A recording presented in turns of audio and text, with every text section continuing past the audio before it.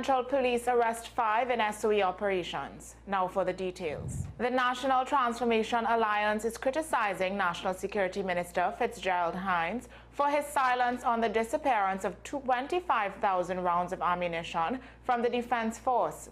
In a statement, the NTA called for an external audit, stressing that the missing rounds could create public panic and damage the Defense Force's reputation. The group, led by former Police Commissioner Gary Griffith, says the public deserves answers on whether the situation is an administrative error or a serious security breach. A High Court judge has ruled that the police service must restart its promotion process for inspectors advancing to Assistant Superintendent of Police, calling it fundamentally flawed.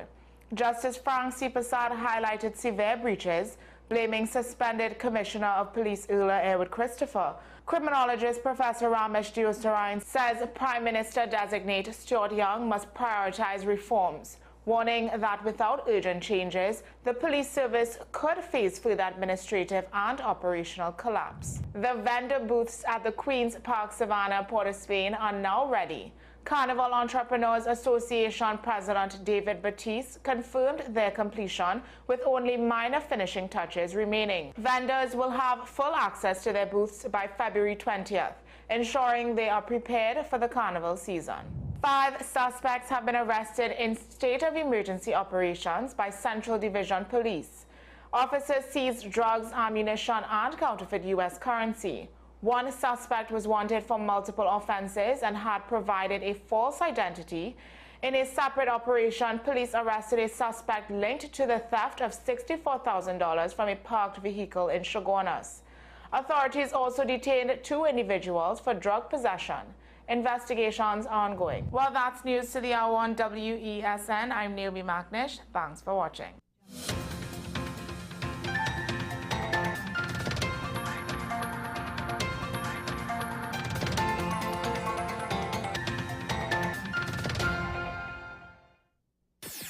WESN.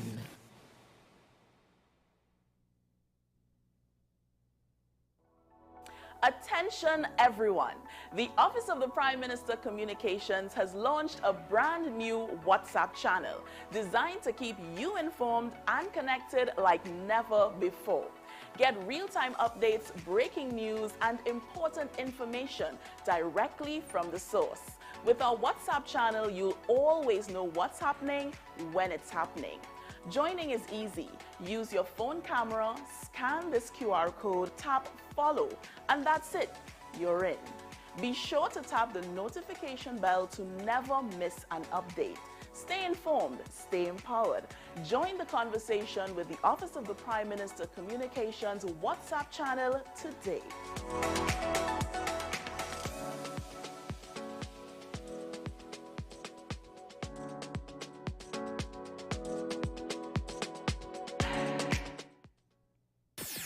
WESN.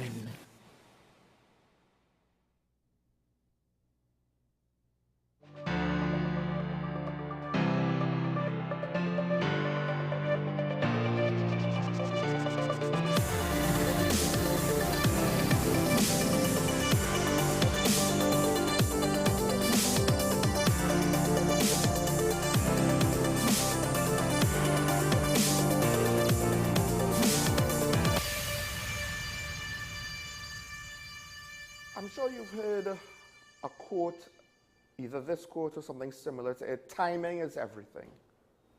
Timing is everything. In this life, timing is everything.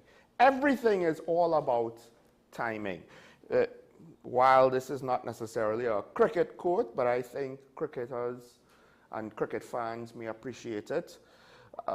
In baseball, Yogi Berra said, you don't have to swing hard to hit a home run. If you got the timing, it'll go. If you have the right timing, you don't have to put any extra effort. It'll go far. You get the success, which is why I am left somewhat bewildered. I'm left wondering. I don't necessarily have all the details. Why is it that we are hearing news reports about the police investigation into the Paria incident that happened 3 years ago. Independent experts, both local and international, will assist the police as they investigate Paria Fuel Trading Company for alleged corporate manslaughter.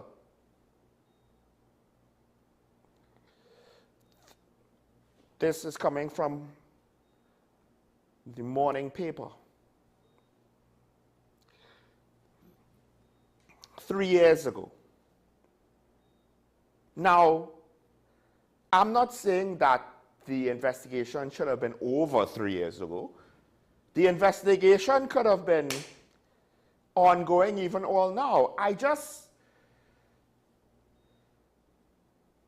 It sounds, and I could be wrong, but it sounds like they are not that deep into the investigation. It doesn't sound like they've done 3 years worth of work or 2 years worth of work. So let's just say, okay, we give away a year because of the Commission of Inquiry. Or even 1 year worth of work. Let's give away 2 years, although that's not necessary.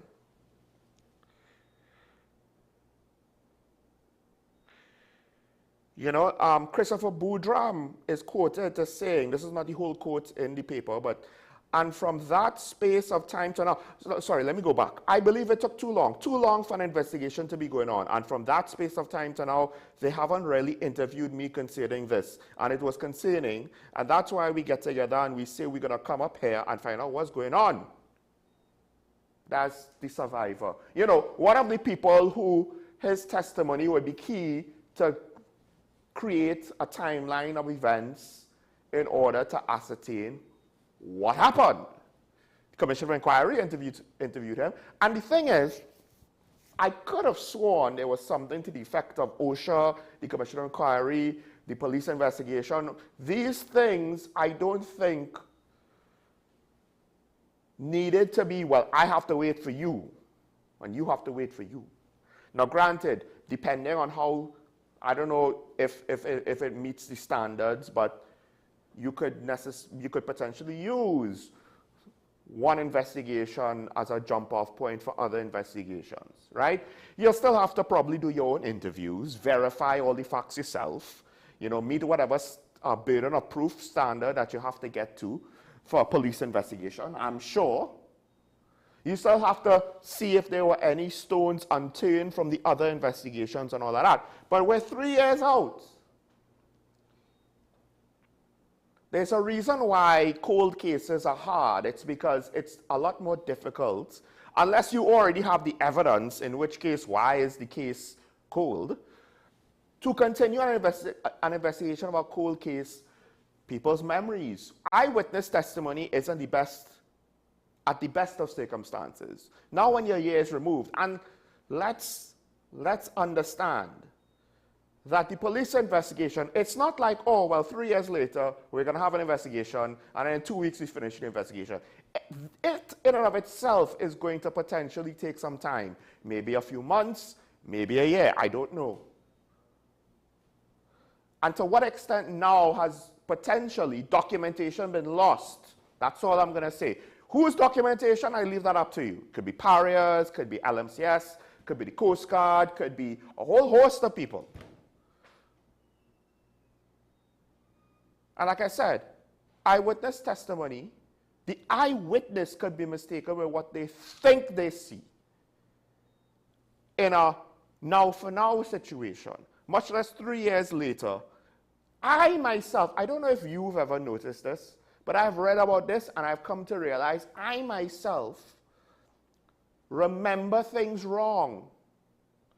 Think about a movie or a song that you know or you think you know, and then when you rewatch or re-listen, it's not actually what it was.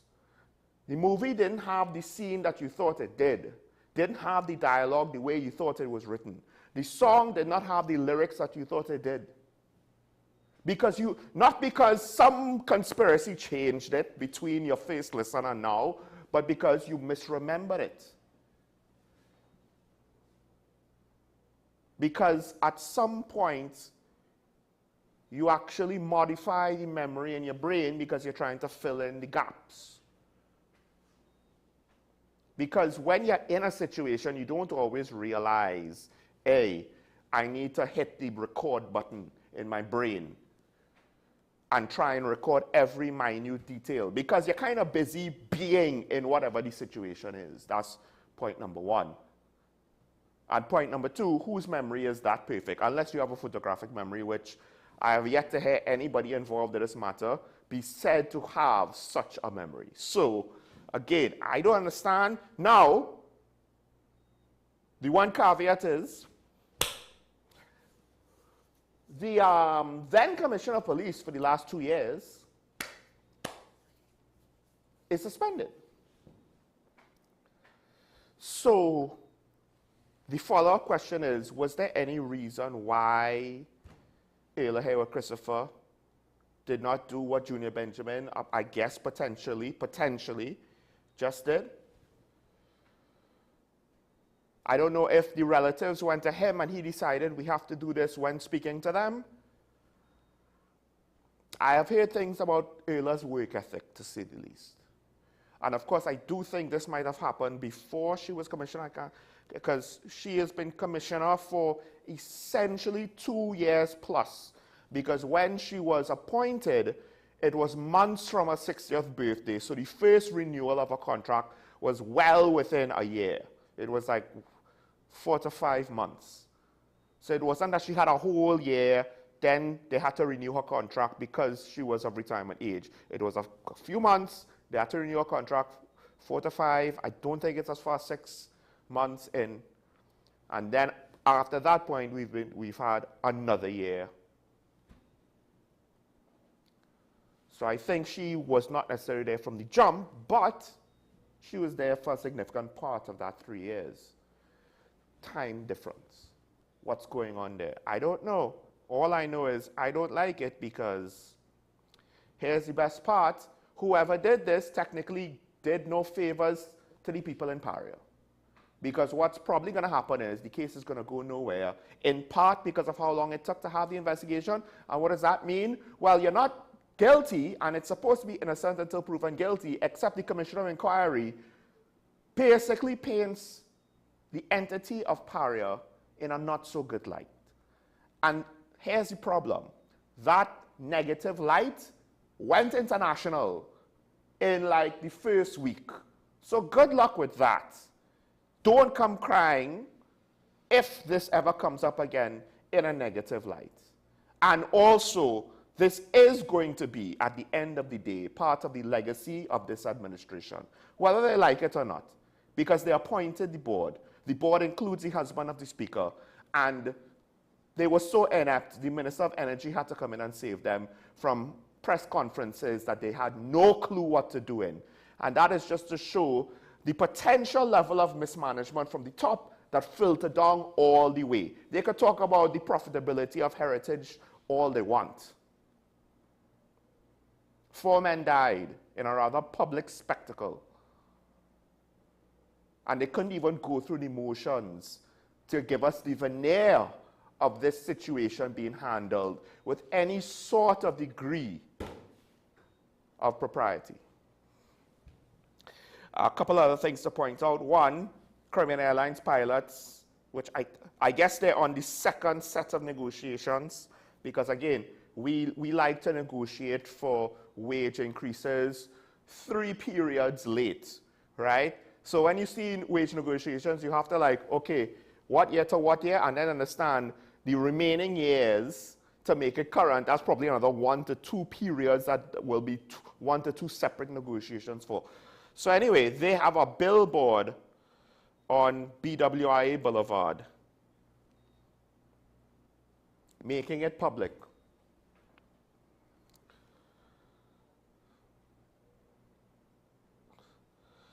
Growing frustration over unresolved salary issues and delayed collective bargaining negotiations. I think ultimately speaking, because a lot of people will want to say, oh, they're wicked, or they're this, or they're that. It's not so much that they're wicked. Yes, to some extent, it's hard for you to say that they're not wicked. But I think a good chunk of the reasons why we have so many problems like this is they had a very amateur strategy to deal with the budget. Let's just put it that way. Because they haven't given us any indicator that they had a professional strategy to deal with the budget. No, it was an amateur strategy to deal with the budget, which was basically try to not cut costs to things that we can't cut and cut everything else, including things that might look like we can't cut it. Revenue growth? Nah, let's not worry about that. Oil and gas will bail us out, right? You know, this is not the pro league of budget construction. This is, you know, second division at best.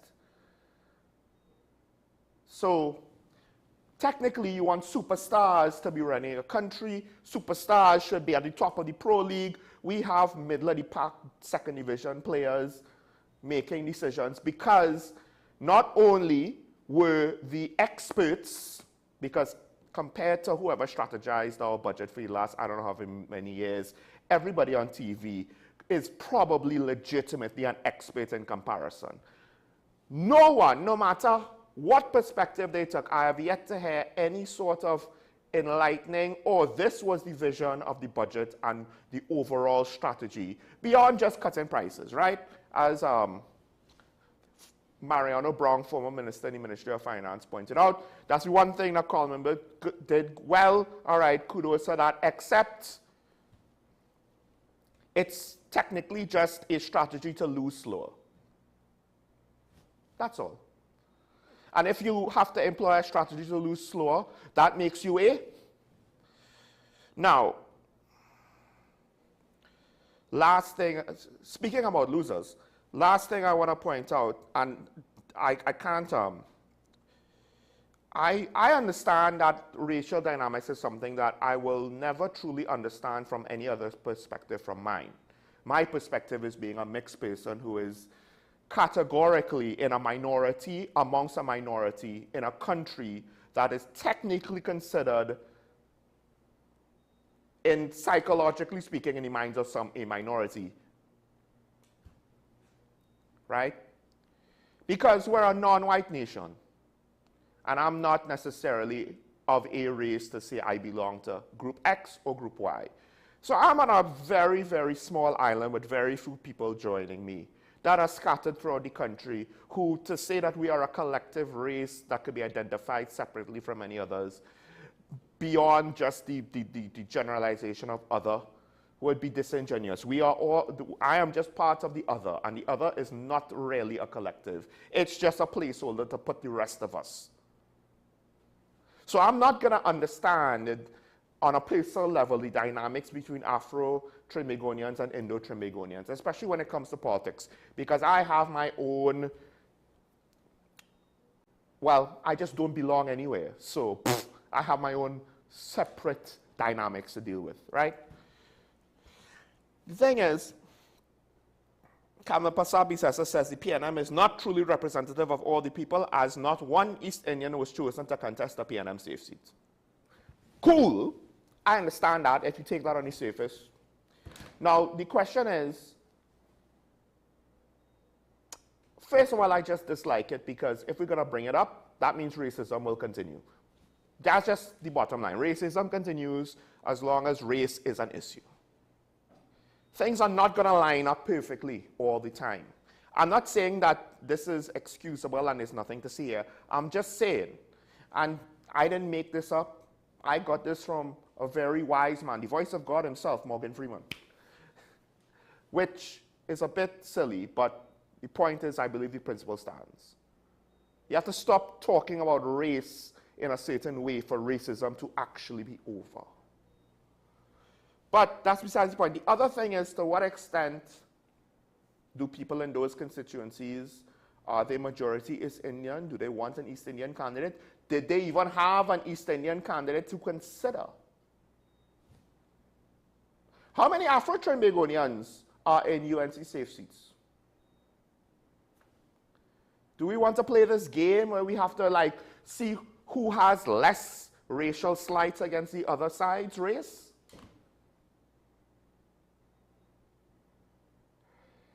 Yes, I'm sure there's going to be a subsection of the population that's going to want to continue this debate. I just think it's low class. I'm on I'm on a different level of annoyance this morning. I'm just going to point it out because I don't want to spend too much time on this. I just think it's low class. If you're going to have to go there, then it tells me that you have very little to offer. And if a PNM person said something similar, I would say the same thing. But they don't have to, at least most of the time. The ones that might go there, they're probably, at least I would hope, pushed to the background. Maybe I'm wrong. But what is this coming from the political leader? At least let your attack dogs do this to take the heat from the negative side of these statements. This is not stately. I'm sorry. Racial politics, here's a hint. They tried that in America in a different way. They tried to be at to have the moral high ground on the racial issue. It didn't work. Why? Because humanity is not that oversimplified. All right. Let's take a break. We'll go to the daily review right after. Stay tuned. This is Talking About WSN show. Michael Small will be right back after this.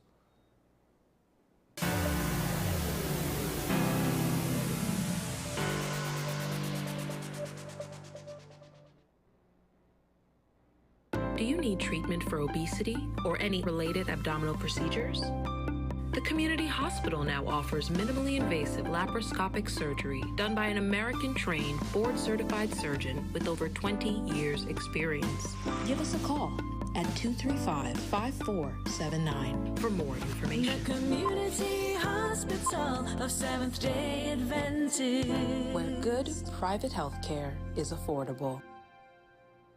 Hello there and welcome to AM Prime on WESN Content Capital. Before we even start this repatriation and reintegration process that we've already failed, or are we doomed to fail? You've got to invest in the institutions that you've established to carry out those sorts of core functions. We now get into the regional updates to give you an understanding of what's happening across our neighboring islands. We have available a number of films that are worth showing. So it was day one when the French Revolution started to develop the concept of universal human rights. What happened this time is unprecedented. It's one of the largest terrorist attacks in history.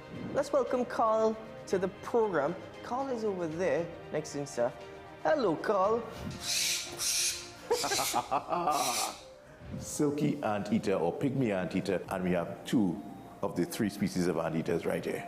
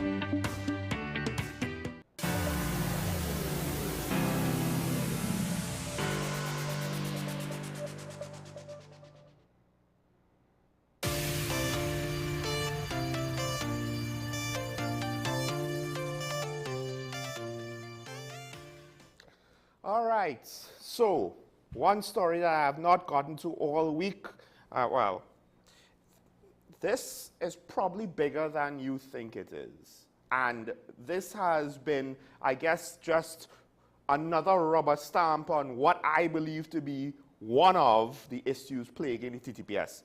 High Court Judge Frank C. Prasad, he had a decision in the lawsuit that was brought by Mark Hernandez. Now, to some extent, I don't necessarily appreciate the fact that Inspector Mark Hernandez, who is potentially being investigated over the incident where two suspects died in his custody, allegedly, had any sort of claim to being promoted while that was ongoing. I understand innocent until proven guilty, but given the fact that I believe he is suspended, so what are you doing to prove meritocracy in the time period? And then also, well, you're suspended, so let's not talk about promoting you until we settle that matter. That just makes sense to me, right?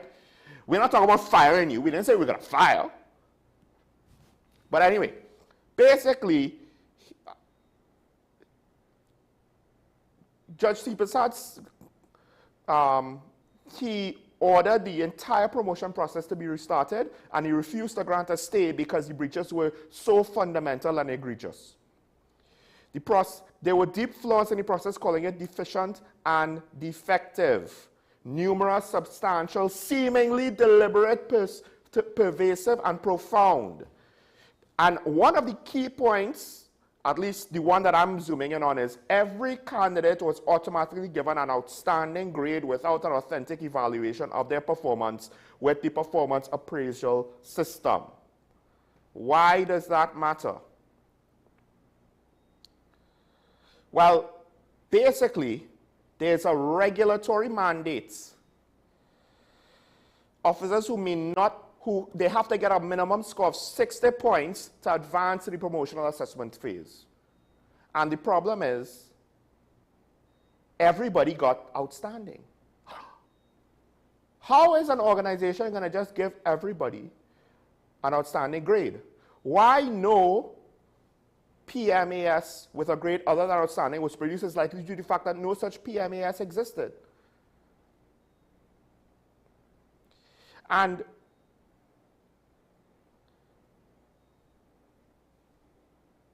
I think there was, when asked, essentially they're looking for proof on this situation. Natasha George declined to disclose even a redacted list of appraisal grades to prove her claim that there was not a universal grade policy for all officers. So I believe, essentially, can you give us a redacted list? You can redact all the names, you can redact all the other things. Let's just see the grades. Let's just see the grades. And think about it. If you have an organization where you want to say, oh, everybody's outstanding, what does that usually mean? Well, first of all, if everybody's outstanding, no one is outstanding. If everybody is special, then technically no one is special. It's impossible for an organization where everyone's going to be outstanding. So then, there has to be a reason for this foolishness. The thing that comes to mind is basically one, either negligence or the fact that the internal politics of the police service is so bad that it has corrupted the promotion process thoroughly. This is a ridiculous, low-hanging fruit failure. We're not talking the police failed in some high-profile murder investigation that was complicated. We're not talking the police failed to institute some highly technical procedure in order to deal with breaching a building under certain circumstances, it will be difficult. We're not talking the police failed to initiate some highly complex surveillance system nationally that will allow them to track in real time criminals as they move from one area to the next. We're not talking some sophisticated radar system to track all the cars on the highways and we could see how many people are speeding. We're talking about basic HR function that any entity is supposed to be doing. Let's not forget earlier what Christopher's background is administration. Yes, that investigation doesn't look like it's being done very well, doesn't look like it's being done very fair, and I'm the one that's saying I don't care about her being treated fair with regards to her job evaluation, but I'm talking fair in the legal sense there, that investigation. And I'll defend on that. But the police executive, I guess, and I don't know if to what extent Natasha George is responsible for this, whoever else was responsible for the assessments, but her background is administration. We already know that she has a poor background in police investigations and police operations, etc., etc., etc. But when, even in the thing that you're supposed to have come up through the ranks with, right? We're not talking, oh, she minored in police administration to, to get her degree just before she became commissioner or something like that. No. This was the thing that she was supposed to have been doing all the way up the ranks. One would hope that she wasn't bad, but she was still, promoted up with failure. I don't know what else to say. This is basic. This is like having a mechanic that can't put a tire on a car or put the wheel back on. This is like having a gas station attendant that doesn't know how to pump gas. This is like having a fireman that doesn't know how to put on boots. It's not, in principle, it's not that hard. We're not talking about a mistake because of the subjectivity of job assessment. We're talking about a very basic objective measure that was failed. And that is assess the individuals. You might not get it right, but it is obvious you didn't get it right if you did some Mickey Mouse. Think about it. This is what nonsense university students do when they are asked to assess their lecturers. Yeah, great, move on. Why? Because they don't want to spend the time to do it. It doesn't matter to them. Only this is in order to promote police officers to greater responsibility. And this is what they're doing. A job no better than an ignorant university student that has put no thought into how to assess a lecturer. We are on that level to actually promote people to the rank of assistant superintendent of police. You have got to be kidding.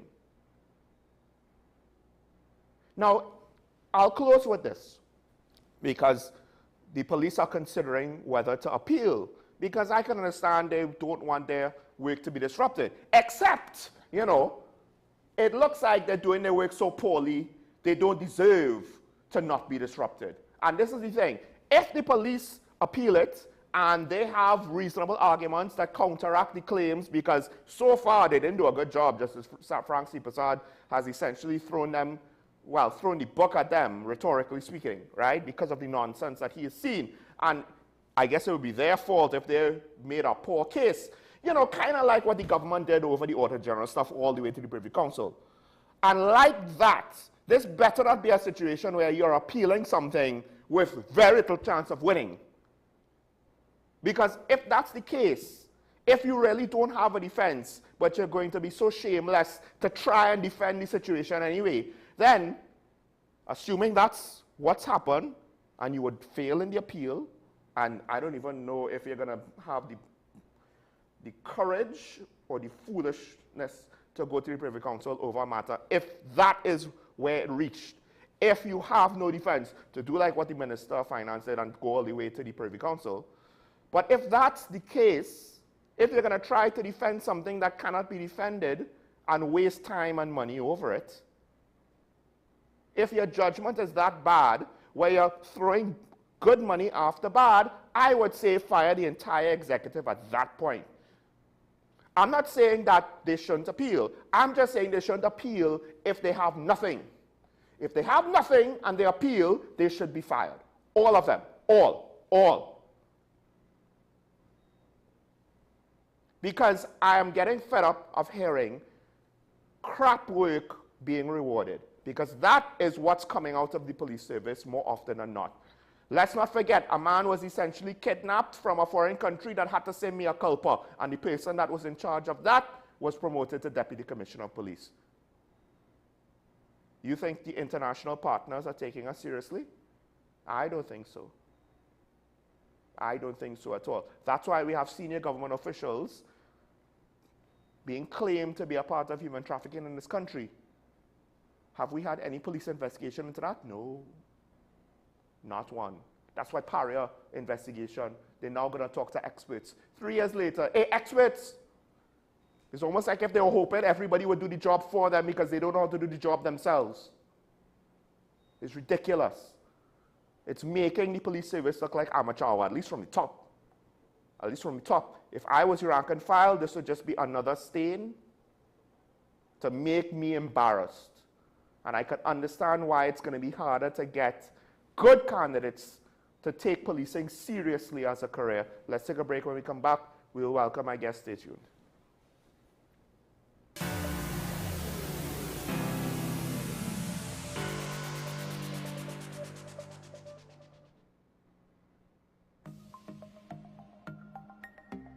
Knowing how to tell authentic is as easy as 1, 2, 3. Find it, match it, search it. Step 1. Find the style number on the tag. Step 2. Match the style number inside the jersey with the number on the tag. Step 3. Search it.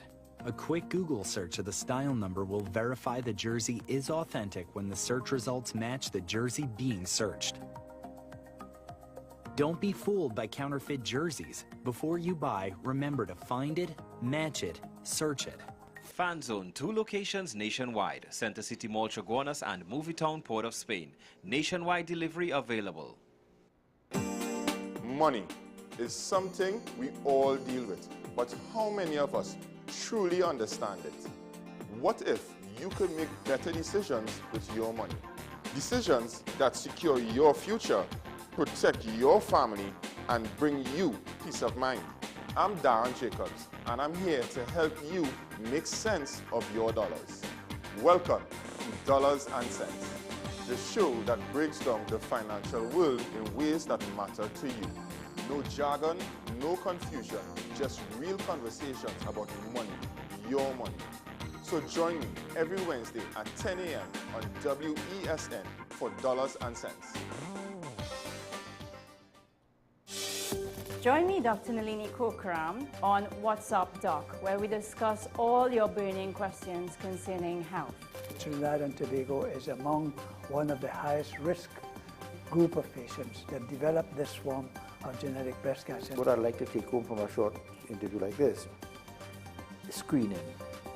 You must screen. Because it's silent. It's silent. Yeah. And because it's silent, you don't know it's there.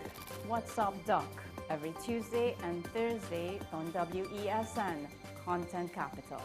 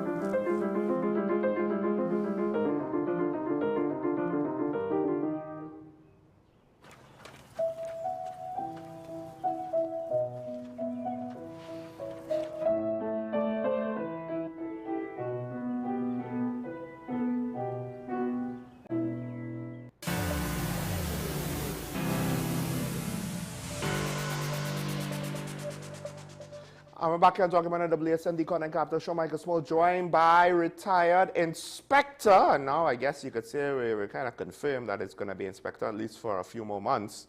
Ashraf Ali, good morning, Ashraf. Welcome to Talking Points. Morning, Sean. I mean, technically that case directly affected you. Yes, it directly affected me and a number of the officers. But based on the judgment, the process has to start over. Right, the entire process. Well, I mean, the police service is considering appealing it. Well, they can. But it sounds like the process was flawed on multiple levels. Well, if the police service choose to appeal, that's the organization prerogative. But on face value, let's look at it from the perspective of face value. And I was listening to some of your the discussions just now, and I don't want to dive too much into it. But the process itself has, just like any process for promotion, is 3 phases. Mm-hmm. First is your performance management. So they take your performance over a period of time. All right, they give you a window in which they're going to do the assessment of assessment of your performance and how you perform within that period. You have a certain amount of marks, 60% and above. So that's outstanding, very good, excellent, and coming down. So excellent is the highest. Right. Right, and going down all the way down to not good or unsatisfactory, which it's highly impossible for us, even for an officer, to get unsatisfactory. So once you get the 60%, so it's not that everybody gets the 60%. It's the base. So there are officers who would have gotten 60 and above. So it's not everybody would have had is excellent. You understand? Right, so it's two tiers. So you'd have excellent and outstanding. So some persons, so let's put it this way. Some got excellent. They might have a 1 and a 2. So, Right. so let me just say 1 and 2 is excellent, and 2 is very good, right? For the purpose of this But discussion. I mean, so nobody would have gotten a bad grade? No, if you get a bad grade on a performance management system, you are not allowed to go forward because there's a Right. there's a remedial process for you before that is set up in the system that in order for you to achieve an outstanding performance, after every 6 months you have to go through a remedial process, do communication. We communicate with the junior officer, try to uplift them to the standard that you want. So it is not to say that everybody they just say okay, give everybody across the board the marks across the board. It appears that the body of officers from the rank of inspectors would have gotten 60% and over. And that is the pool that was taken from. Everybody got 60% and above. Some had more than 60%. Right? Some got good, some good, excellent. But the base mark was 60%. I mean, there's still other questions with regards to that. But there will be other questions in terms on that detail. Yeah, so if you have to go in depth into the performance and management system, I wouldn't speak on that. Yeah. I would leave that for the organization directly to speak about Right. that. Right? Then you have an examination phase. Yes. And the examination phase was that of the pass mark is 50% based on the type of exam. And everybody who scored 50% above would have been able to go to the final stage, which is the interview stage. Right. Right? And something happened there. And there was an issue that was a conflict in terms of information sharing and how the information was relayed to the consultant. And that's where the deputy commissioner in charge of administration. He decided to scrap the whole thing. No, had to answer what directives they gave the... Yes. Right? Because I believe this is one of the initial parts of the story. Right. I don't know if it's in the current So versions. based on that discussion with the deputy commissioner administration, who had that responsibility for oversee the promotion process, and the consultant, there was something, the information was not in tandem with the police service regulation. Right? That caused the problem. So when the defendant, Mr. Mark Hernandez, went before the courts, he did in fact do the interview also. Right? He did the interview, and based after he finished the interview, he filed a judgment based on that the process. He went through the process and he said the process was flawed. The decision came out in the court. Yeah. Right? Now, there is clear guidance on the makeup of a panel in the law. Mark Hernandez didn't do that. The law catered. It said that made up of 3 individuals who has policing experience in the rank that persons are going to be interviewed for. Right. Many of the persons did not have that. Were of different organizations, right? But they were not from a policing organization. Part of the rank responsibility of an assistant superintendent is middle management. Yeah. So you can't put in somebody in there to interview somebody along the line of management. Right. But the two other persons on the panel must have some experience in policing, and they speak about policing, not law enforcement. They never said law enforcement, they said policing. So it has to be police officers who understand that rank. Right. So you cannot take anyone from any other organization, be it members of national security, a security consultant, a criminologist, and say that you have experience in the rank of an ASP, because you have never performed the duties of an ASP. So you would not have known that.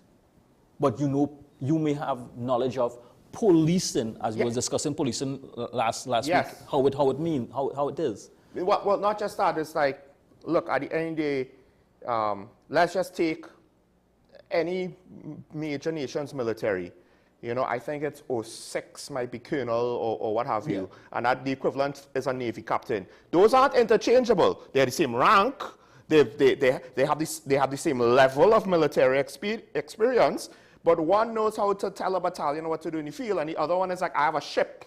Right. Those are not the same things. And what you're speaking to is not, oh, well, I have experience in criminal justice. It is, policing, managing the officers under me, you know, the responsibility of the station, the responsibilities of the laws that we have to see to, whereas the Coast Guard probably has to see to a whole different set of responsibilities, right? And it's not to say that the other panel members are not capable and competent and qualified in their field.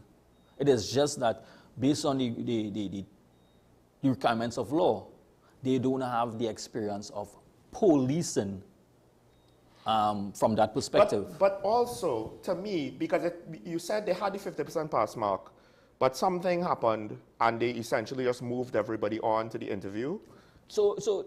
Yeah, there was a decision that a miscommunication, and the deputy commissioner informed the consultant that a miscommunication with the examination process. With the examination process, and it caused some little issues in that they did not. On one hand it was 50%, and on the other hand they said no, everybody who write the exam could go forward. That caused a little problem. So, in all, the police service regulation, and there's a guidance how to carry out the process.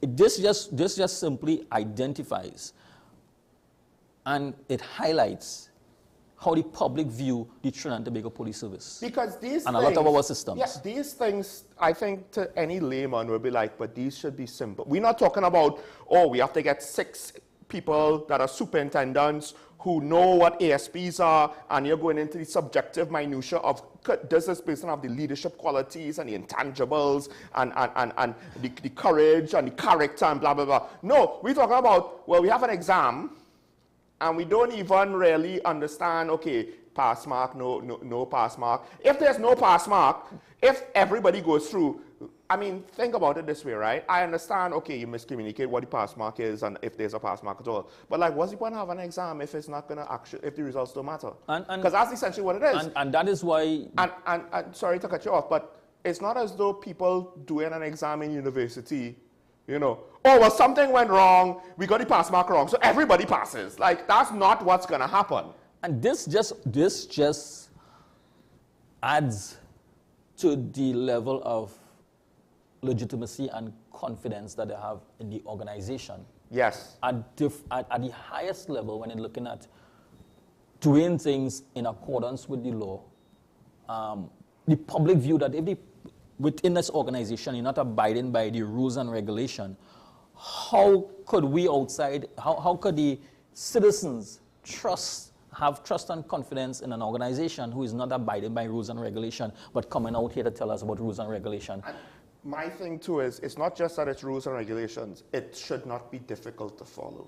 These should be basic things. These shouldn't even be issues. If any other examination process had issues like this, you know, on some level, if it reached the court, I think in all cases would throw it out too. But I think one of the positive behind it is that sometimes we do things in the best interest, and we might do certain things that has been done over the past in the best interest of our organization, and do certain things. I think this matter, as it went before the court, there's more clarity in the process and what we have to follow. Well, it may not have been the best for some persons, but I am saying that sometimes when we test certain things, it gives us the opportunity to get an objective party because to give a point of view. It seems as though at least 1 or 2 of these situations came about trying to fix a problem, and I think now that's that adds to it in a sense of, oh, your management and leadership skills led you to this solution, which on the surface is a very questionable decision to be made. And again, to me, how basic it is like, so then what you do is, depending on what the error is with the testing, you either potentially retest, somebody has to bite that cost, somebody has to have the answer to that, but you have to retest, or if it did not necessarily affect the test itself, because to me, I'm like, to what degree is knowing what the pass mark is going to psychologically make a difference on my performance? The test is the test, right? Yeah. So the results might have still been valid, and you just kind of clarify and move forward. And then if anybody grumbles about it, it's like, all right, you want fairness? We could just retest everybody and leave it up to whoever to say. And you only need one person to have an objection and say, all right, fine, retest everybody. Because the importance of it, that's the thing. Just because it seems like it's a simple process doesn't mean it's not important. It is.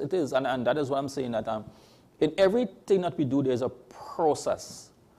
The process may not be 100% effective, but you need to follow a process to determine whether or not there is value in the process. And I like processes, right?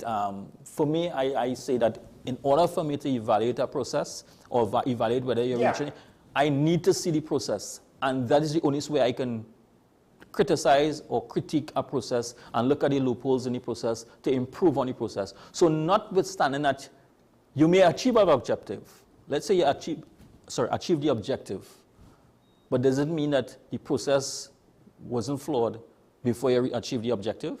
It may have some challenges in the process, but you achieve the objective. Well, this is the thing. So that is why you keep on monitoring and evaluating it to see how we go with it. I would argue that the objective has not necessarily been achieved, because not to necessarily throw this, I'm speaking for myself. Well, let's just point to the fact that, hey, we've seen the end result of the promotion process. And there has been, over the years... I'm talking all the way to the top. And over the years, we have been seeing some promotions coming up. And when promotions come up, there's challenges in the process. Yes. So I think this matter that went before the court and the judgment gives a better direction for future... I do have one issue, though. And I could see a world where we're going to see more lawsuits and more monetary damages having to be paid out. That doesn't necessarily mean that the situation will be fixed, because at least in one or two cases with the FULs, the court tried to say, hey, rectify the situation, and Erla did not, just before the whole brouhaha happened with her arrest, right? So to what extent will the court be able to actually compel a solution, as opposed to just saying, oh, this is wrong, fix it, but but there isn't anything more to actually force a proper solution.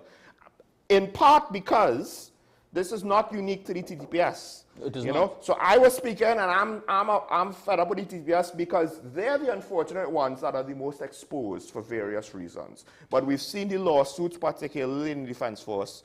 I think there's also, to some extent, in the fire service and the prison service. Yeah. And you see it's almost like it's similar to the SOE lawsuits. Every now and then a lawsuit comes in and someone gets awarded a couple $100,000 or something or the other, right? On promotions. And that is why when we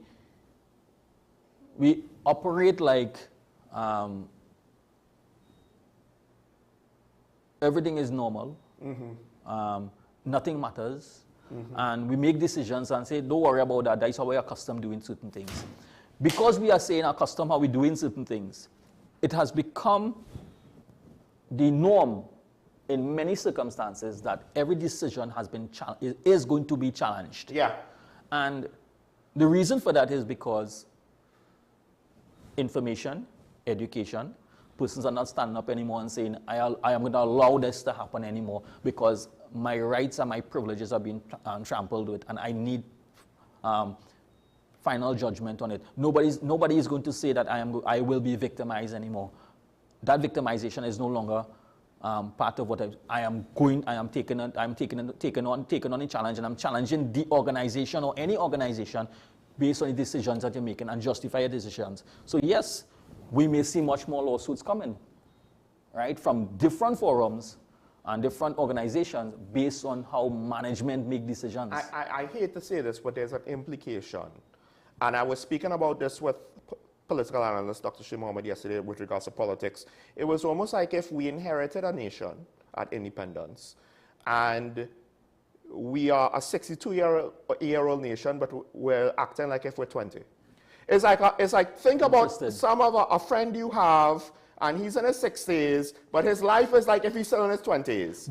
Right? He's dating like if he's in his 20s. He's like a bachelor with his apartment or his house like if he's in his 20s. He dresses like if he wants to be in his 20s. He socializes in areas that he used to socialize and does the same things that he did in his 20s. And I'm saying politically, and maybe to some extent our national security and public service apparatus, stop maturing at a point. The problem is, politically, it's actually a bit simpler. Well, the voters need to buck up and everybody needs to buck up, and that's just it's actually not hard to identify the generalities. But with the public service and national security, we're talking about as the country grew and technology grew, things got more complicated. And you can't operate like you're in 1963 in 2025, because I think this is where things like noise pollution, that caller, you know, the social contracts that used to keep things together and close the loopholes in the laws because it couldn't account for everything.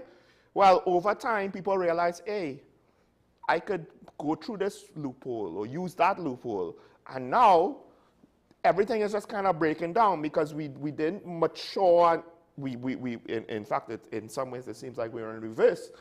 And when I look at the decision-making at times with regards to management of national security and other areas of the public service, they kind of scratch their head. It's like, how are you in charge? Who put you there? So that is very interesting. Where's the merit? The interesting point of view, and I'm just reflecting on my qualification in mass casualty management and how you manage an incident. And the incident manager, it doesn't always have to be the senior person or the person with the most amount of experience. You know? That person may not even be able to handle that situation or have never had experience managing a situation of that nature. So it's about competence and capabilities in the area of response, because decision making is very critical. So you don't just make decision understanding the consequences of your decision. So when you make decisions, you have to understand, listen, when I make a decision, there will have some consequences, good, bad, or indifferent. In mass casualty management, you can't sacrifice decision making in that manner because lives are going to be lost. To be lost, and it could end up in more problems. However, I believe in these organizations, people make decisions and say, well, whatever happened after happened, because there's no consequence of the action. Do they even go that far? I don't know if they even go that far to consider that something will happen beyond the narrow view of, well, I'm doing this to achieve that, and I'm not even considering negative unintended consequences because of it. Because the consequences are not directly it doesn't directly fall on you. In this situation here, who is the person to be blamed who was put before the courts? The Office of the Commissioner.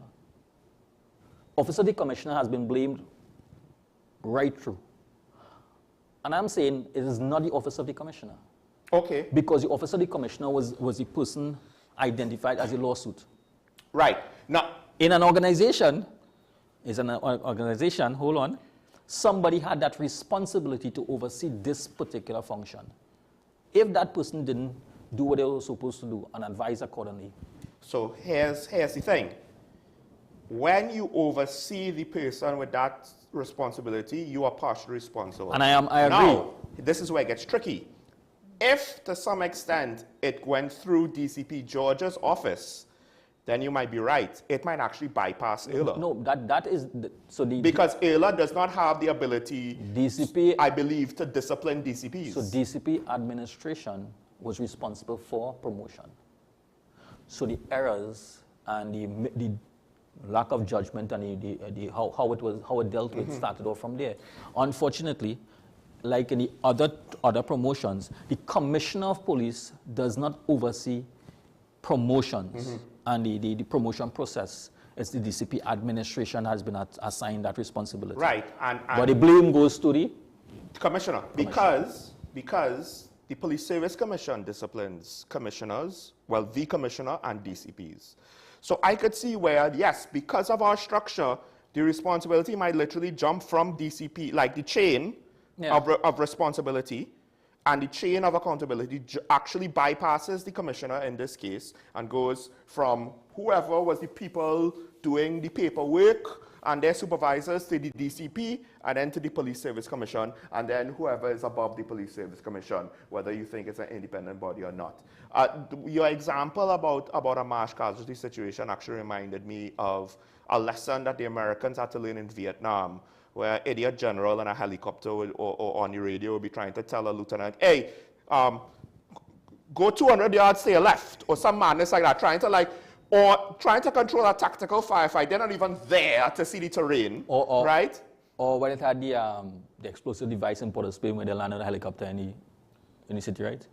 Well, I don't want to speak to that. I'm just using an example of where you're right, of where the circumstances. In this case, it is practical circumstances. This is my platoon. I am in the field. You are not here. And that's a lesson they had to learn because they got a lot of soldiers killed for it. I think this is a fictional example, but I'll never forget. This was always interesting to me. I think it was Michael Mann's movie Heat, where Al Pacino's character literally has to tell a higher-ranking police officer, my operational authority supersedes your rank, because I'm the detective in charge of this case. I don't care what your rank is, head of the SWAT team. And this is my operation. And we are seeing fallouts of decision-making. Now, I do like to make parallels for other countries, but but building experience and learning from the mistakes of others, you need to do that. Yes. The U.S. right now, a lot of decisions is being taken. Yes. And you realize that when the decisions are being taken, good, bad, or different, I'm not judging the U.S. That is their country, they're doing what they have to do. But you are seeing the fallouts of decisions. And when you look at it from that perspective, decisions that you're going to make, there are consequences, there are fallouts, good, bad, or indifferent. Not all will be the best decision or the most appropriate decision.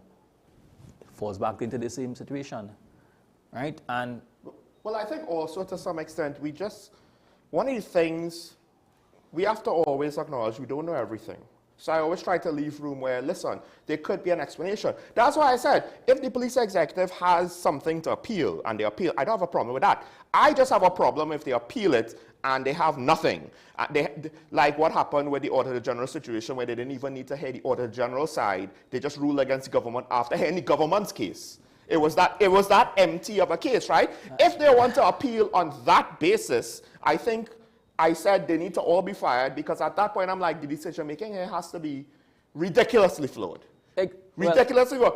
Potentially beyond the ability to fix it, because this is one of the unfortunate things about large organizations. There comes a point where, just because of human nature, it is really hard psychologically to accept fixing something and having that fix stick. If you're a leader and you make a really bad decision, it is really hard for you to continue being an effective leader, because it's hard for the people under you to have faith in you. And you know, the irony behind it is we're going beyond the 21st century, going into the 21st century, or close into the 21st century. And we're talking about leadership and management, best practices. Everybody has a management degree right now, in all different fields. Yeah. Yet we're still making poor decisions. And would you agree that this is not limited to the police, this is a societal thing? We have a lot of management degrees, a lot more management degrees than we used to. In paper. Right, across the workforce, and we're not seeing the benefit of it? Because practical experience on the job doesn't augur, not because you have a management qualification in paper, you went and do theoretical. The practical doesn't work, also you have to understand the practical. But also, I mean, this is generally speaking, we don't really promote on merit, do we? It's a combination of seniority and office politics. Those are the two things. Seniority, office politics / loyalty. Unfortunately, that is it. Unfortunately, it is. And that is the reality. Because we have heard a lot of stories how people get promoted, how persons get elevated in the organization, how they get jobs and all. I was taken aback just recently when they arrested an individual in South for offering jobs in the police service, I am still saying are person so very gullible because he was fraud. The person who fraud where he was telling persons that he would be able to get them job in the command center. No, for the persons in the command center, there's a civilian component under the Ministry of National Security and as a police. A whole right. host of complex. So I don't know if he cannot get anybody into the police service because you had to go to the police training academy, right? And even he cannot get, that individual can't get you in as a special reserve police officer because there's a criteria also. So I don't know if he was trying to get those persons there.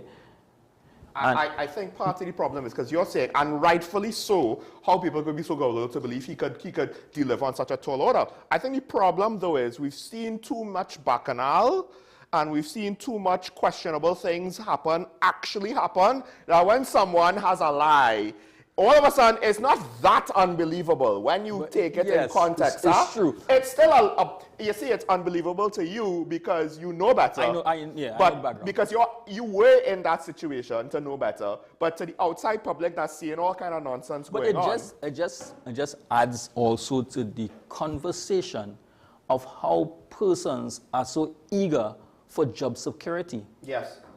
But it also adds to the fact that why are we looking at national security as a jobs program to give people a check? Because this is not just oh, you need a job? No, this is oh, we need people to have a vocation because this is a heavy responsibility. This is not sweeping leaves in the garden. This is not doing maintenance for a school. This is not painting a wall. Like, oh, you need a job to get on your feet. This is not one of those things. It is not. So I have to close the conversation, I have a wide-scale question because, again, you specialize, you further your education with disaster management. I'm sure part of it is prevention. Yes. And on a basic level, I would assume, right, if you want to prevent a disaster, the last thing you want to do is to allow issues, right, that could potentially contribute to a disaster to just fester and continue and to not be resolved. Because to some extent, and I think this is to the widespread public service, not just the police, because a lot of these issues are mirrored across the board. But I do wonder if this is just one of those cases, you know, human nature, it has to get worse and bottom out and totally collapse before somebody's like, I think we need to do something about it. But now the problem is we're not talking about, oh, the ministry and something or the other is going to collapse and we'll just not have their service. In this case, we're talking about the police service, right? Exactly. Can we afford for that process to happen? We can't afford for it, so that is what I'm saying. This is more or less the bottom as I look at it. Well, you hope it is. Well, from my perspective and my experience in disaster, and we building off of that, this is where you're saying we have identified the risk associated with making decisions along this line. Having identified the risk, what are we going to do to mitigate it going forward? And in order to mitigate that risk so it would not be a disaster, turn into a disaster, is what is the mitigation? The mitigation is that at this point in time, the court says start over the entire process and follow the letter of the law. And that is the process. Now I hate to say this, like, again, you are speaking logically, but I'll be honest, I don't know if I know of any situation where things went wrong and somebody said, all right, we see the negative consequences. How do we mitigate the risk of this happening again? I don't know if I have seen that happen. Just take the ferry service, for example. It's almost like the minister, I believe, said it himself when they came into power. We don't know why the ferry service all of a sudden giving problems. And the solution is, think about it. We don't maintain things. We buy new things. We don't fix BWE. We turn it into CAL, right? We don't fix Petrochin. We turn it into Heritage, Paria, whatever, right? We don't fix the police cars or the PTSD buses. We just put them out in the boneyard and buy new vehicles, right? So I'm just like, this is why I understand where you're coming from. And it's not like I'm saying that it hasn't happened in the country at all. I just don't know of a situation where it happens. So I'm just like, I hope to God that what you're saying is actually being said in the halls of power. I don't know. Well, I don't know. Let's hope. Let's hope, because the most we can do is hope for a change in mindset and how we do things. All right, and to piggy off a quotation, madness is doing the same thing over and over and expecting a different results. Yeah. Right? And some would say that we are really mad because every year we do the same thing over and over, and we expect a different result. So it means that there are more mad out here, out in the population, than actually what had happened in sentence. Right? And it simply shows that, are we going to wait till it reach a critical stage, and beyond the critical we end up with a very fatal situation? I'm not saying that this is a fatal situation. I'm saying holistically, when you leave things to fester, as you say, it could turn out to be a fatal situation. And we have to realize that, listen, decision making has consequences, whether it's fatal or otherwise, but it affects the consequence of any decision making. Additional monies have to be spent. Mm-hmm. So you have to start the entire process. You have to pay more for the cure than the prevention. So what funding that would have been utilized for a different process has to be diverted back to another process because the process was flawed. That means some other area that the monies was intended for has to wait. How critical that the area that money was supposed to be spending for to improve some infrastructure, improve something, has to wait. So you have to weigh a balance, because at the end of the day, I'm saying, decision making, if you don't understand the decision making, good, bad, or indifferent consequences. Here's the thing. We had a MP died of fire, and that doesn't seem to have broken like whatever the philosophy is with regards to that led to the deficiencies that led to that situation, right? Yeah. So I think what's going to happen is, and we have our open borders, and that's not stopping whatever the decision making that led to the Coast Guard being what it is, right? I think we haven't seen bottom yet.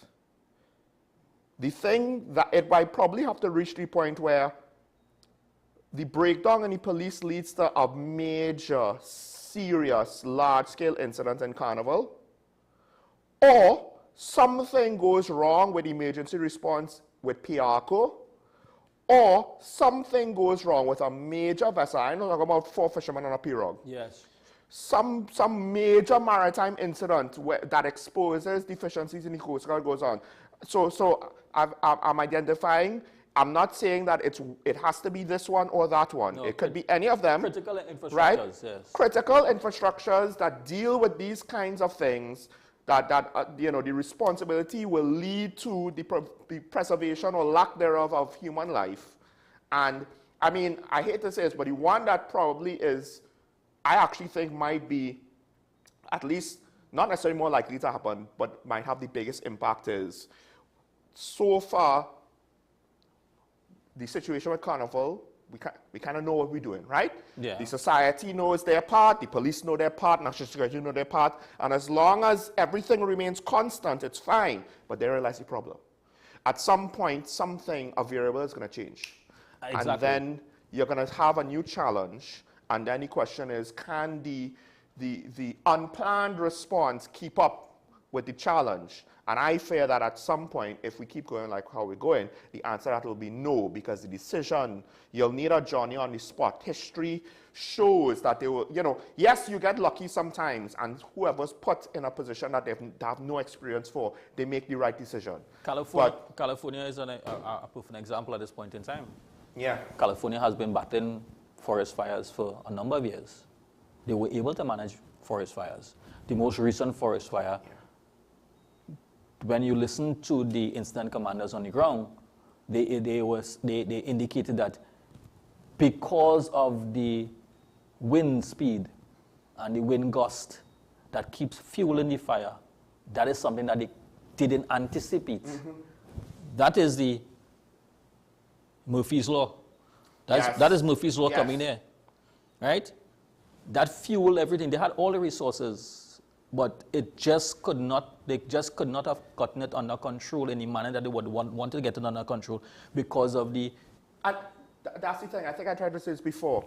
You don't need to be wrong all the time every time. You just need to be wrong once, and then, you know, the kind of damage these things could do, it's almost like generational. Because people's life, they could be alive, but their life will wiped out. Carnival on the whole, as you delve into Carnival, we have taken Carnival for granted from public safety and security for too long. Yeah, we got away with COVID. I'll say we were lucky. We get away with COVID, and then we get away with Carnival. Every year we get away with Carnival. And crime. And crime. Right?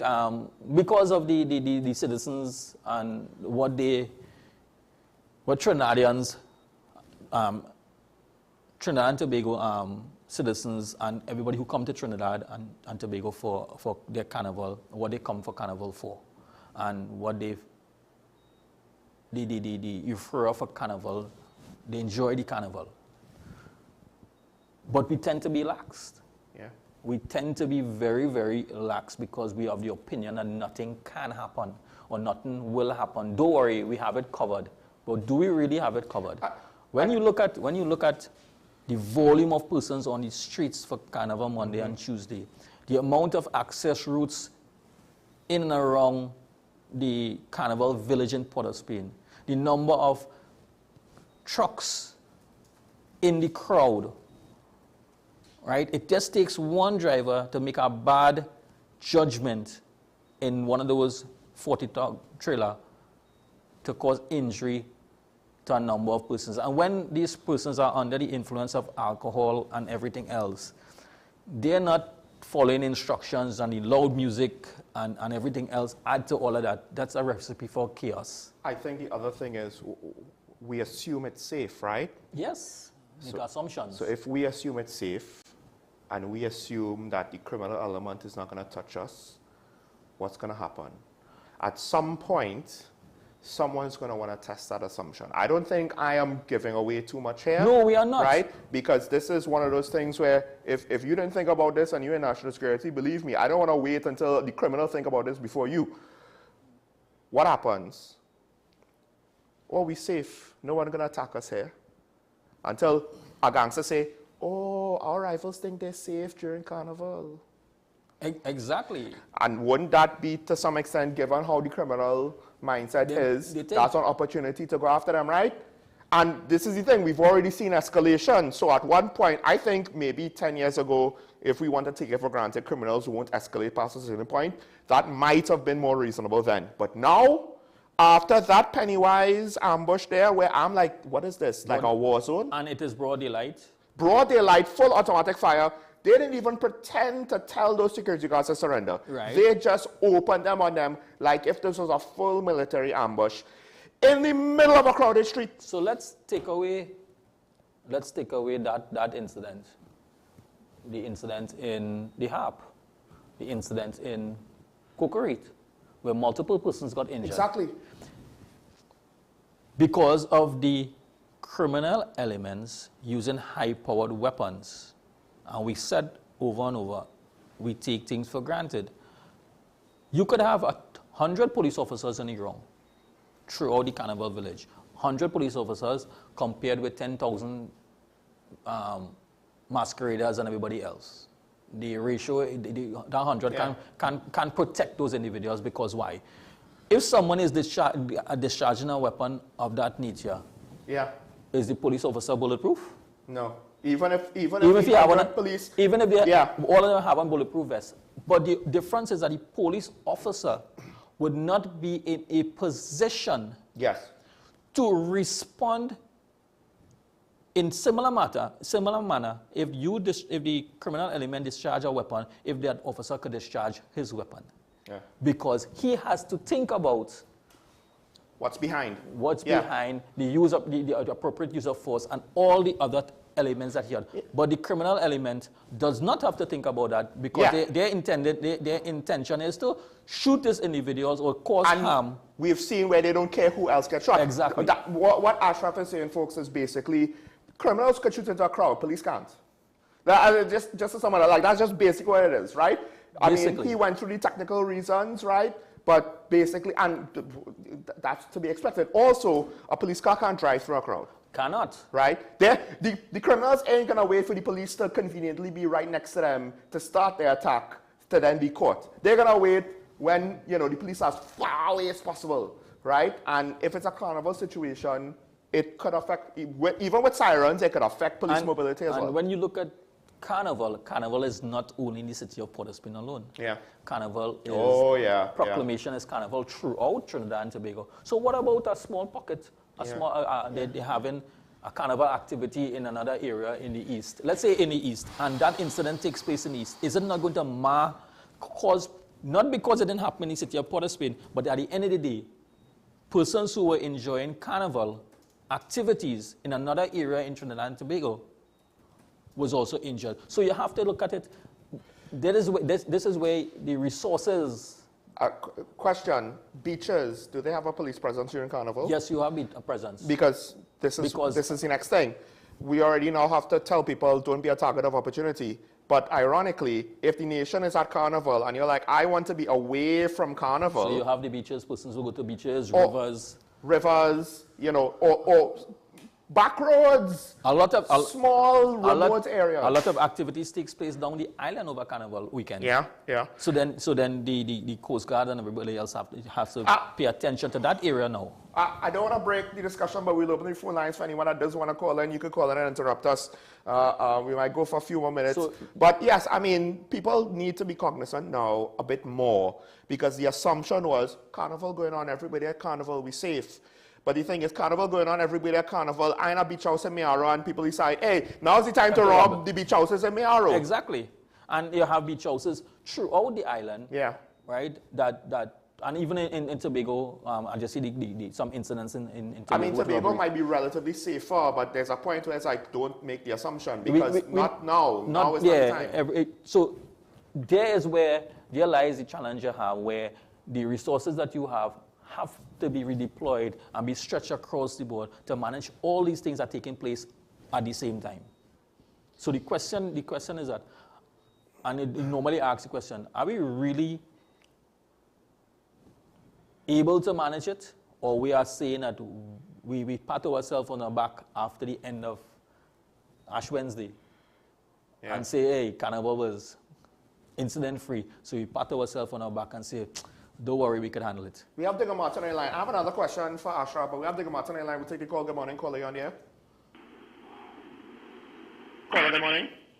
Good morning, Mr. Small and the officer, Mr. Asaraf there. I hope I pronounce your name. A couple of things. Very interesting discussion. And I want to reflect back on the ATPS and why we are here on the verge of a police authority probably collapsing or has collapsed. And, I have always been targeting the day of policing and those policemen who was part of the Joint Select Committee. People must go back to that. I hope somebody has the tape to see how pathetic the response were with a lot of those people who are in the hierarchy of the police service. That is one point. The second point, the fact that the judge made this damning pronouncement on the promotion of the police service. A red flag should have been raised since the issue of promotion came earlier in the year, or late last year, with the promotion to the corporal. If the hierarchy of the police understood what is happening with the promotion, they won't allow the DCP and the current commissioner of police to be caught with the traditional pants down. I mean to say that is a blatant thing. And all the recent police promotion to ASP and things like that could be questionable now, because the process based on the analysis of the judge was very, very flawed. So the whole hierarchy and all the promotional is questionable. And I'm going to come to another senior policeman who has been retired. If you look at the investigative team that has been put forward to the public by the Minister of National Security, there is a retired police officer into that mix, and we have some external CARICOM as part of the investigation. But that retired police officer, from my vantage, in terms of investigation skills, might be tainted, and I'm going to identify 2 cases that he was the lead investigator in, and it fell through. One was Bazu Pandi, and the other one was Fimba Ganga. Fimba Ganga, the case took 12 years to be discharged because the Director of Public Prosecutor said there was no evidence to continue. Having that around the Mamek for 12 years, and you have the senior police officer, I think he retired as ACP. And likewise for the Bande, the Bande prosecution, he was one of the lead prosecutor for that. When he went to the Privy Council, he's saying it was motivatedly political. The thing is, those were the only 2 prosecutions based on integrity in public life. And I want to ask a question aloud. Are there people in the police service promoted based on meritocracy or party affiliation? And was he chosen to get a result that is consistent with what the outcome of the political direct is? And we didn't answer the question why we are here now. What was the core problem? And the core problem is the political directorate have poor decision, putting people into office that is not based on meritocracy. And that has happened since independence. I'm going to have a nice morning. Thank you, caller. Well, you got a lot to say. I'll say this. I can't discount the general premise of, well, you had the day of policing and the fallout from that and who's responsible for that. If I would... General. Yeah, if I would... And I like when people use the term day of total policing and how the outlook of it. But the day of total policing was actual policing. That's the catch-22, right? It was actual policing. Yeah. We actually enforce the laws. We actually do what we were supposed to be doing. The irony behind it. Isn't that kind of telling that one of the most controversial protest actions the police service ever did was merely enforce the laws? Interesting, right? We have Sanfan on the line. Caller, good morning. You're on here. Morning, Sean. Morning. Morning, Mr. Ali. Morning, sir. Now, the caller from Diego Martin, I have to agree with that, with him anytime he brings up that day of policing. That day of policing was the police service sending a message. It wasn't about policing, it was sending a message. Now, that is not what I called to speak about. I called to speak about, well, 2 things. One, when Mr. Ali talked about, he was surprised that the persons were paying, in this day and age, persons were paying money for supposedly getting somebody putting forward the application or getting a job within the that part of the service. That is nothing new in Trinidad and Tobago. How many people have been charged for taking money from persons to put the application in AGC for them to get a house? That's not norm in Trinidad and Tobago. Because of the inherent corruption within the society. Now, one of the things I wanted to expand on this probably next week or the week after, Sean, is do we need a Trinidad and Tobago Defense Force the way it is configured right now? We have 4 arms. We have the Coast Guard, the Air Guard, the Regiment, and the Reserve. I think that is a resource that we are not utilizing properly in with respect to law enforcement in Trinidad and Tobago and of Trinidad and Tobago. And I think it's time we look at it and make a decision. I have started to read the Defense Force Act. It's quite a large document. And I think we have outlived the use of an army in Trinidad and Tobago. We still need a Coast Guard,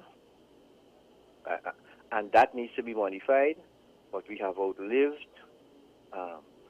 the use of a regiment in Trinidad and Tobago, and I think these resources should be put to better use. And as I said, hopefully we can expand, and you could expand on that if you have the time over the next few weeks. Look at it and probably bring it up as a discussion. Have a nice weekend, gentlemen. Thank you, Paul. Well, I just want to say this. I do question our ability to deal with integrity in public life cases. They're more complicated than, right? They're a bit. And this is one of those things where it's not like, oh yeah, I came up in that division and got a lot of experience with all those cases. You're not going to have a lot of those cases by its nature. So that's one of those things where I don't know if it's even a complaint to say, I don't think we have a whole set of skills and expertise and experience doing that, right? Maybe there will come a point in time when there will be some officers who get that experience because you could make the case that we have that much corruption, but it's not, those kind of cases are not that straightforward or simple. It is not, there's a lot behind it, and a lot of things that you have to look at. It's not, so yes, you might have skills and the competency in investigation, the principles of investigation and the basic foundation. But sometimes those things are very technical. Just like many white-collar crimes are very technical. I want to ask, and this will go to start answering Mr. San Fernando's question. To what extent do the police, to put it bluntly, do you all go into the bush, right? Like usually, traditionally, that's, unless it's like a rural area, that's not really the police's job, right? You're not just going to randomly just going to go in a bush and just, So that is very interesting because a number of years ago, officers used to go into the bush because of where they live, and a number of officers got injured with trap guns and a number of things. And a decision was made that officers need to be trained, right, to go into the bushy areas, as we say, forested areas, and we use the word bush, forestry areas, and have some skills set dealing with that. And the Trinidad and Tobago Police Service, together with the Defense Force, they got the specialized training with a number of officers who are trained to do these type of things. Right, so they have police officers who get some skill set to go in because there are the things you need to learn. Yeah. Because you do have citizens living out there. Yes, and then you may even get yourself, if you get injured inside here, or let's say you get lost because when night falls, if you do not because you might have a phone on and they say you have no signal inside here. If you can't read a map, you can't understand the routes that you could be lost, and anybody could get lost in these forested areas because we realize that. Even hunters get lost in these areas, and because they have a particular way to go into their hunting areas, and they can get lost. So it's about developing the training in these areas, right? So we do have officers, and we do have training in that area. So, but it's not for not all officers across the board will be given that training. Specific set of officers who their core function would be along that line. The thing is, I'm not entirely sure how big the regiment is. We inherited it from the World War II. I think it was basically the Caribbean units for the British, right? So I get it. Do we have a need? I will say this actually. In its current form, under the current missions that it is doing, whatever those are, in most cases, no. I think the support battalion is always a welcome addition to any disaster relief effort, or potentially can also be utilized in certain construction efforts, depending, I don't know what, the relationship is, and if. At times, other militaries would use their engineer and combat engineer units to also do construction projects in peace times, oftentimes foreign construction projects. My choir had U.S. Navy Seabees basically renovate a building, right? But with regards to the rest of the regiments, right, and I think to some extent it's a valuable tool for disaster response. They do form part of the Right. engineering crowd, form part of the I disaster response. think the military side of it seems like a limited mission, but ideally they would be the ones conducting regular patrols throughout the mountain ranges and throughout the more forested areas of the country. They could also assist the Coast Guard. So this is the thing, to be like a traditional military where you have platoons and companies and battalions, probably not. But to now have like a military made up more of specialists where you'll have alpine patrols, Well, then, forested patrols. The thing about it is that I would not say there is no need for the regiment, Trinidad and Tobago regiment. There is It's the mission. There is the whole ceremonial context of where they fall in, and they have to perform that ceremonially. I mean, I am simply saying that if honestly, we could just throw the Coast Guard and police to take up most of those ceremonial roles, you know. We don't, I mean... Fair enough. But what I'm going with is because of the increase in crime over the years and the silos of coordination between the defense force and the police, or I should say sporadic areas and sometimes that they interact and they work together in collaboration to deal with the crime situation and everything like that.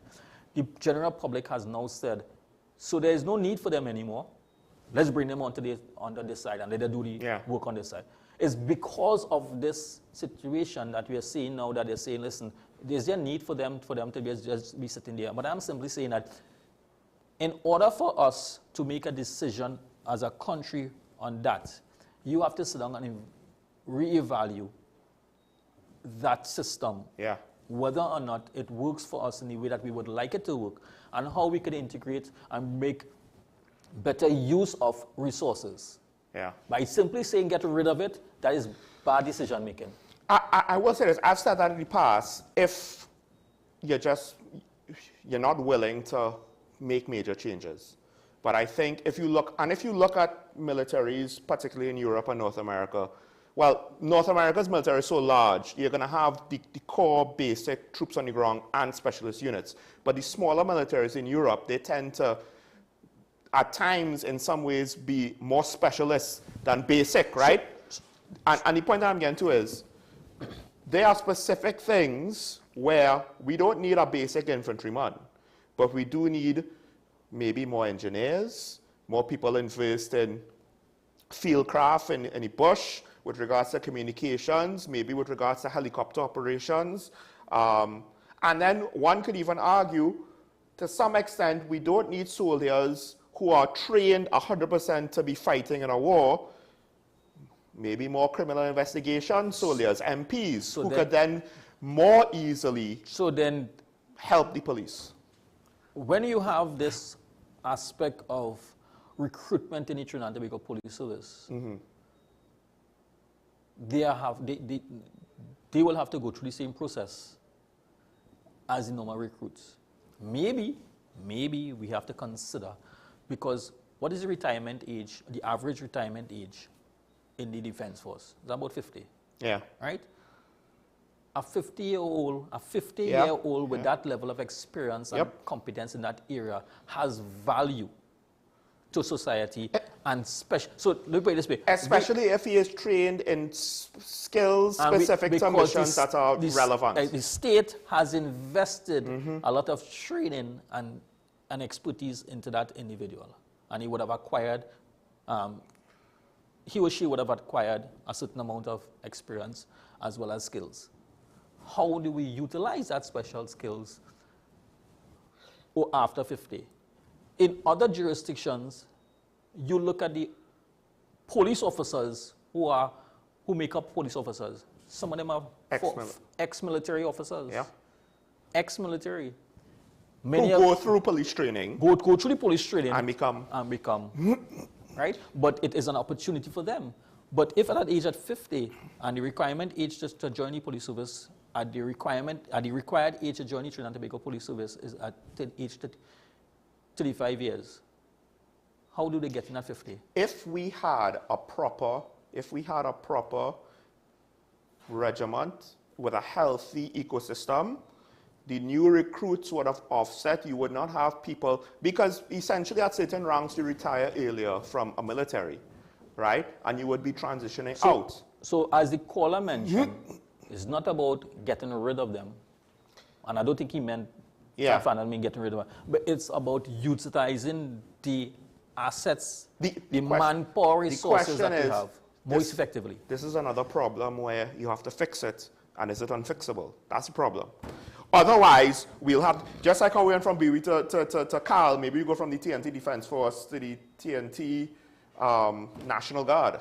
And we have to like totally start from the ground up. Because I agree with Mr. San Fernando and what you're saying. I think there are a lot of very important functions that a unit like that could do. We don't need a basic infantryman. We need all of these people. And I also think that if we really were on our P's and Q's, we could even have a national reserve. So that when we have major disasters or major emergencies, a system of a reserve where, or similar to the American Reserve, you know, you do training, you know, a couple of weekends, a month, 2 weeks a year, whatever. You get a small stipend. It gives a monetary injection, but you're not a full-time soldier. Just to add to you, of the Caribbean, and our Caribbean counterparts, they are defense force officers who are police officers and fire officers at the same time. Right. Because of these That's the other thing. Like cross-training. You just said they're police officers that had to learn fieldcraft, and we could have military officers who are MPs who could then be called upon to help more directly help with the situation. Why would that make sense and not just make them police officers? Because technically they're still soldiers, so they could also help their fellow soldiers in whatever responsibilities and disaster response, right? That is obviously something that is on the table. So that's at least one function that's there. All right, thanks to the callers. Thanks to Ashraf Ali. We're way over time. No problem. Way over time. Heavy discussion, folks.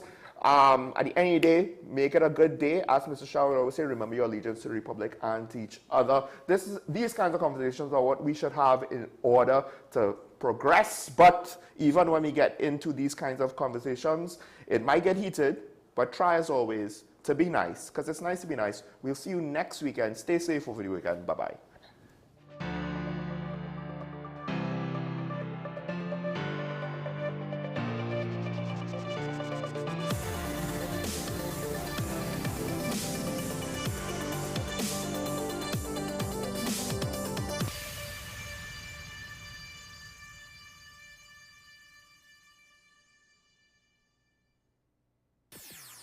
WESN.